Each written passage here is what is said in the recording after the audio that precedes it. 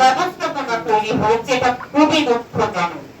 বিগত সময়ে ময়লার টেন্ডার দেওয়া হচ্ছে। আমাদের আজকে মাননীয় ঈশ্বরচন্দ্র রায় থাকলে আমরা আরো খুশি হতাম।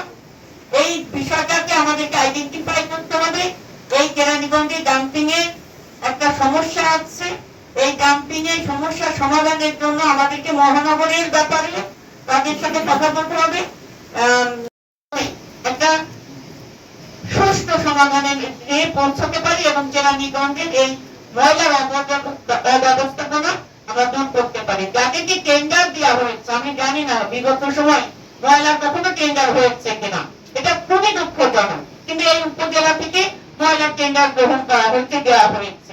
সেই ব্যাপারে আমি সম্মানিত সভাপতির দৃষ্টি আকর্ষণ করে বলছি, আপনি নোট করে প্রতিটি উপজেলায় যে প্রতিটি ইউনিয়ন পরিষদে যে আপনি মিটিং করবে, ওই এলাকার সম্মানিত ব্যক্তিবর্গ, দায়িত্বশীল ব্যক্তিবর্গদেরকে নিয়ে বসে একটা কমিটি গঠন করে কি প্রক্রিয়ায় জনগণের এই জনদুর্ভোগ দূর করা যায় তার ব্যাপারে যথাযথ ব্যবস্থা গ্রহণ করবে।